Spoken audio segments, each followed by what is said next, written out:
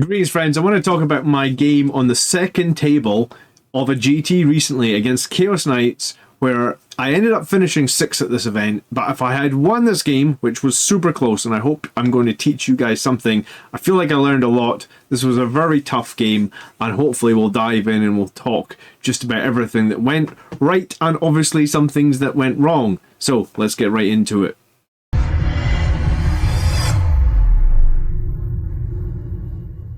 So thanks for being here, and I guess I'm going to break down the game, and this was my Gladius list that I was running. I've done another video on this if you want to see the list in more details. I will link the Gladius overview up above. I still think Gladius is a good attachment, but I am now focused on Sons of Sanguinius. So this was a loss in Game 5 by 4 points that ended me 3-2 and finished 6th at this event.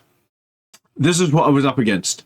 So it was very much Stalker as a character, Brigand, Carnivore,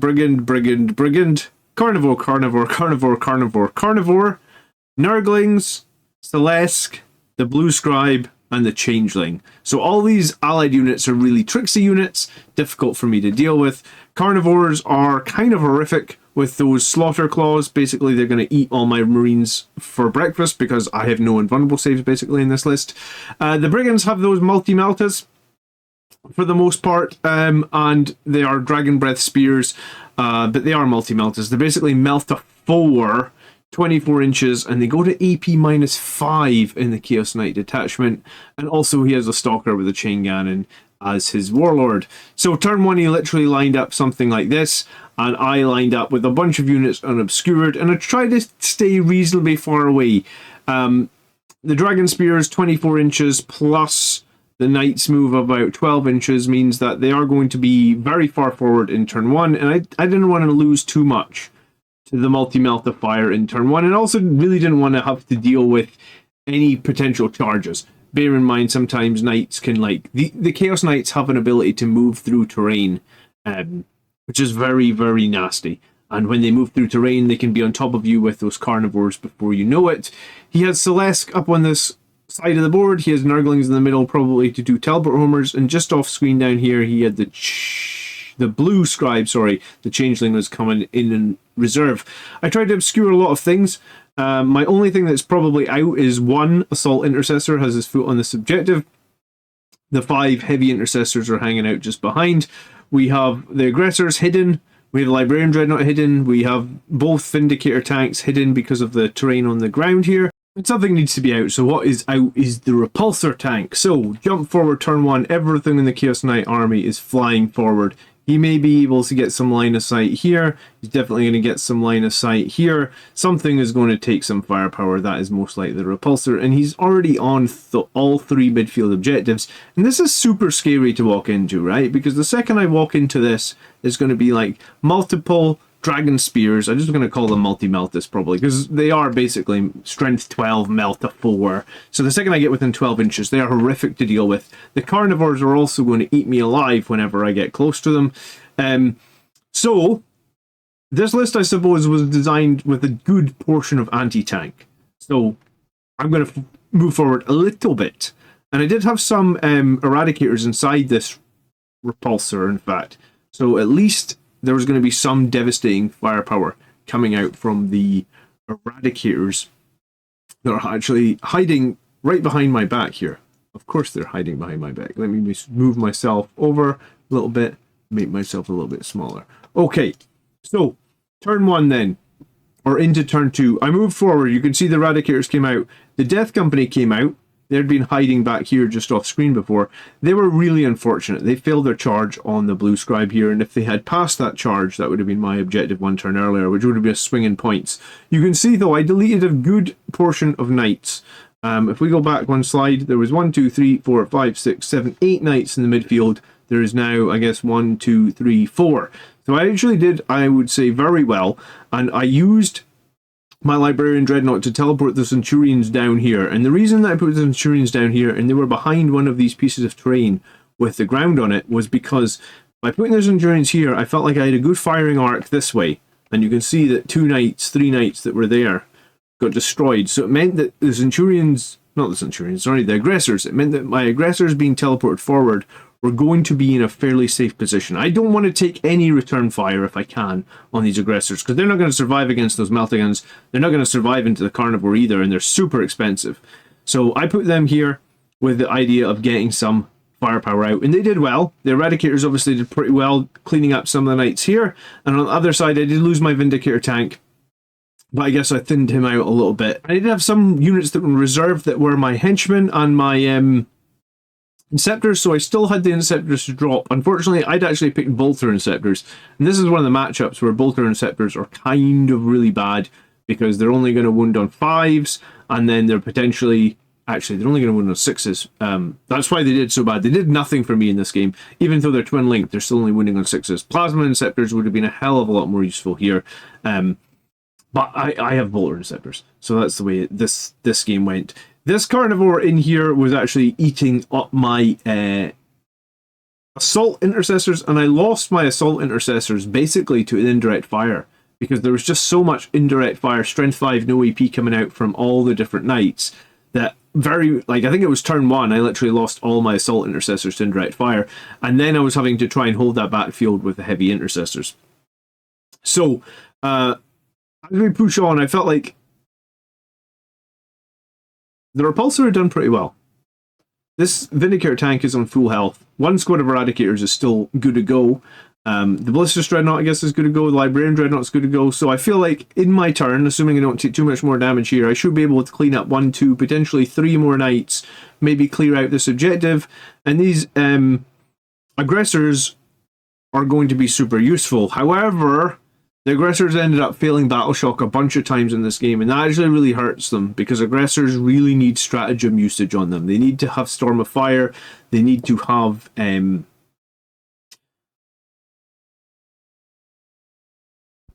Devastator Doctrine, so basically they need to have 2 strats used on them every turn to get the maximum out of them, and I'm going to need to be using those stratagems to have them kill knights, because they are only strength 4 weaponry, so without those stratagems they're going to really struggle against knights. And unfortunately I believe I failed Battle Shock on these guys twice, because of Chaos Knights. Basically army-wide rule is you take Battle Shocks when you're within range of them. I think it might be 9 inches. I can't remember exactly, but I'm sure I did it right, because they were super ineffective in this game. It was the worst game that the aggressors had. They did well in that first turn, but afterwards they failed a couple of Battle Shock tests, and I couldn't spend the stratagems on them, so I couldn't get them to take out any more knights effectively or quickly. So they actually ended up doing very little. I mean, they did survive and they did kill some more knights, but it was a bad game for them. So, as we move on into my turn 2, I guess, we clean up the Blue Scribe and we clean up this carnivore that had come flying forward. Clean up the other knight that came onto my backfield, but I had lost some points because he'd been on that backfield, basically preventing me scoring it for like 1 turn. There's still a squad of Nurglings there, I'm chipping them down. The Vindicator tank has taken quite a bit of damage. I think it took like a long-range Melta shot. It's down to 1 wound, apparently. The other squad of Eradicators took a bit of damage as well. The aggressors are in an okay position. There's still 4 of them alive. They're kind of in a strung out format, because my plan was to hopefully move them this way, have the 4 of them shoot into this knight, kill it. That's what I'd hoped to do, and then charge this way. However, not being able to play any stratagems on them, they actually did very little damage to this knight. And I put down my 3 Bolter Inceptors back here, also to shoot this knight, and nothing happened. Like, they did nothing. This knight tanked it all up. And this was a huge swing in the game, because I think if this knight had taken if my aggressor had been fully powered up, I'd hit this knight out, then I think I probably am in a very strong position in this game, because he's got nothing that's threatening over here. I believe I had them to make the charge into this knight in the corner here, and I think I failed that charge as well. So the aggressors, I couldn't re-roll it because the aggressors had failed their Battle Shock. So it was like the charge failed, and they didn't do the damage, and the intercessors didn't do the damage, so this was just a bad turn. But I am on 2 objectives now, and he is low on knights. I guess there is only 4 knights on the table now. Squad of Nurglings, and behind this objective he has Celeste, which is the Demon Prince of Slaanesh, and in the corner down here he'd put the Changeling. So he was just going to sit in the corner with the Changeling and deploy Teleport Homers, and I was going to have to commit something over there because Changeling is lone operative. I guess I didn't take a screenshot of turn 3. I was playing against Gav. I have still never beaten Gav. Regardless, like, you know, like, look at the board now. I've still never beaten Gav. God damn it, Gav. One of these days I'm going to beat you. But my Ballistus Dreadnought has moved over there to try and kill the Changeling in the corner. My Heavy Intercessors, I think, are gone. I've got 2 Eradicators here.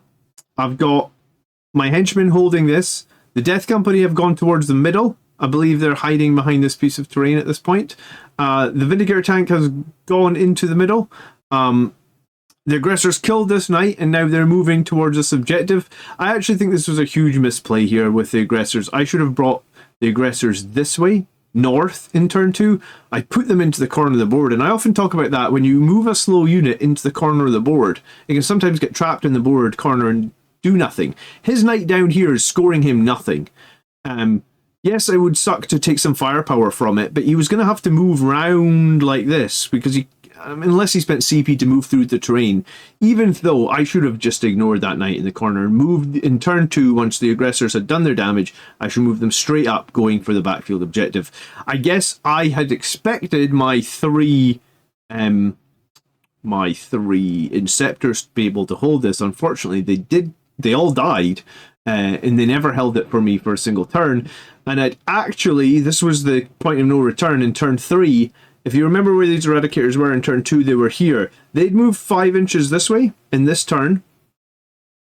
Or they'd move 5 inches this way in turn 3, and then one turn I don't have the screenshot of, so that they were within teleport range of Librarian Dreadnought. And I attempted to teleport these guys, and I was going to teleport them onto this backfield as well, which would have given me some more multi-meltifier into this knight, which you can see is dead by now anyway. So I would have had 2 more Eradicators in a much more useful position over here. And they would have been holding that backfield objective, assuming he can't kill 5 Gravis Marines with his chain gun in one turn. Because he did manage to kill 3 of them.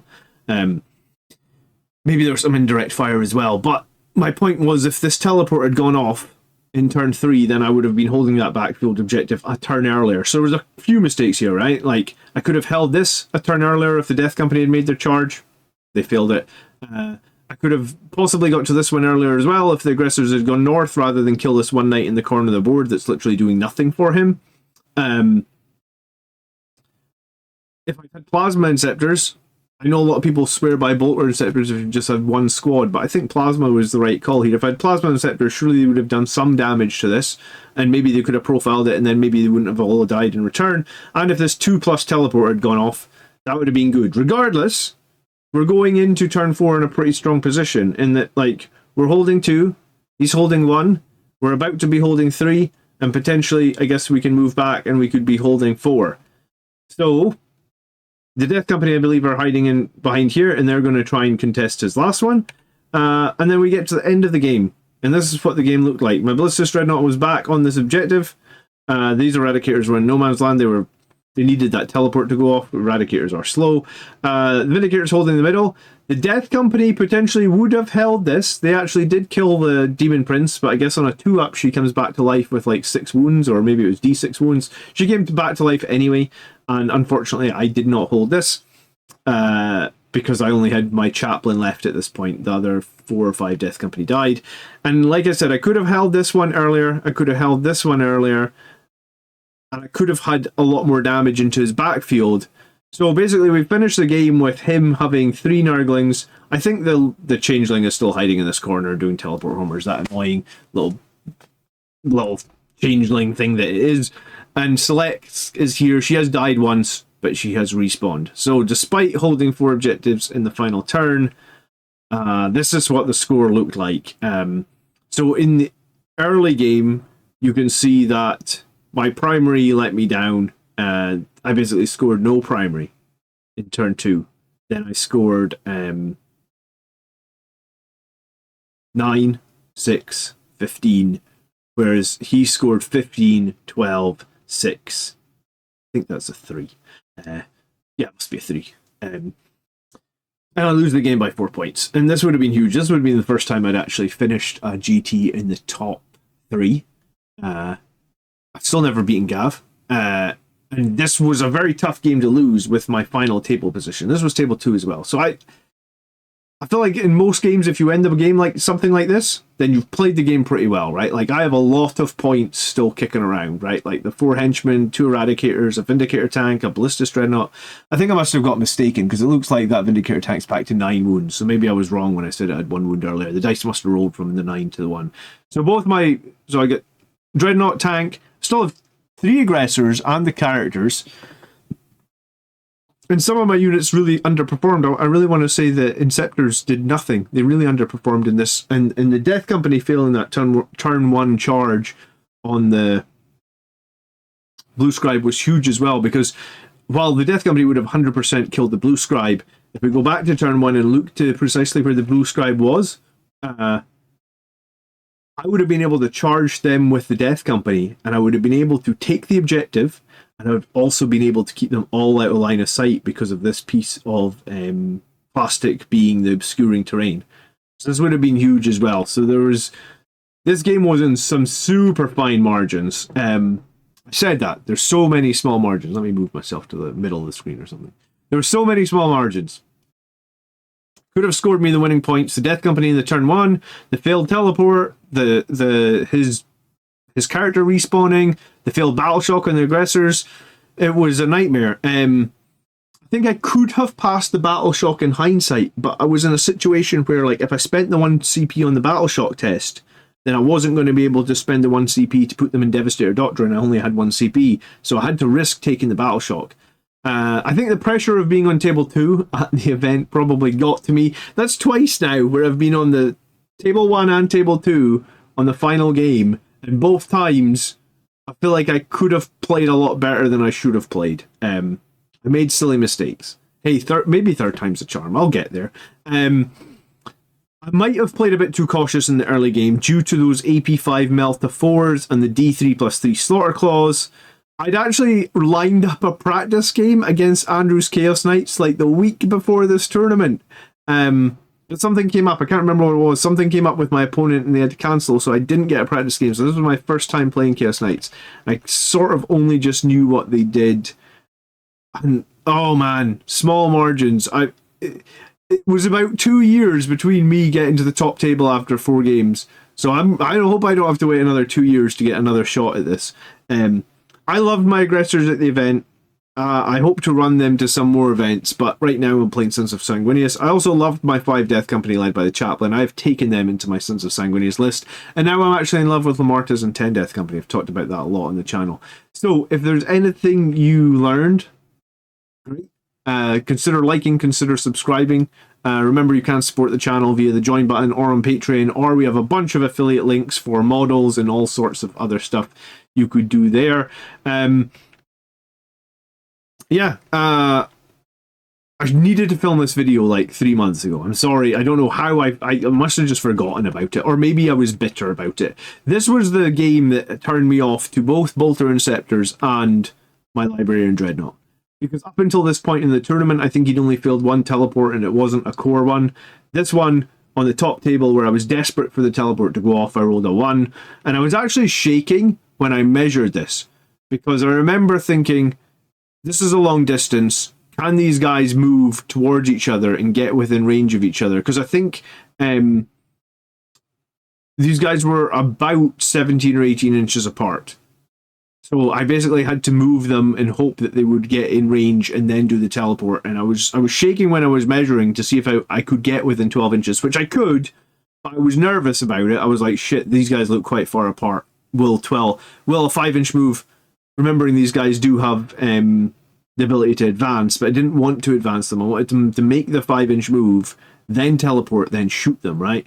And it was basically, I think this to this was like 16.9 inches. It was super close. I actually asked Gav to just check that it was okay, and he was happy with it, but I was shaking so much. I was like so nervous. And then, of course, I was so nervous I rolled the friggin' 1 on the teleport. So it didn't happen. I think maybe they ended up killing the guy in the middle. It looks like he's got 1 wound left. But yeah, I needed to film this video a little while ago. I'm sorry it's taken so long. I don't know why it took so long, but I guess I did the other 3 and maybe just forgot about this one. Let me know what you think. Overall, I was pleased with how this event went. You can always do better in an event, I guess. But yeah, I was reasonably pleased. And I think when I ended this event, I thought to myself, I will run basically the same list, but maybe I'll lose some of the Eradicators, because the Eradicators really didn't help me in the matchup against, like, what was it, like 200 Guardsmen, 260 Guardsmen. I was thinking I would lose the Eradicators and I'd take a second squad of Death Company with a Chaplain. I think that would still be good in Gladius, and maybe at some point in the future I will run that. But for now, thanks so much for watching. I hope you learned something. I'll catch you again in the next video. By the blood are we made strong, brothers. Peace.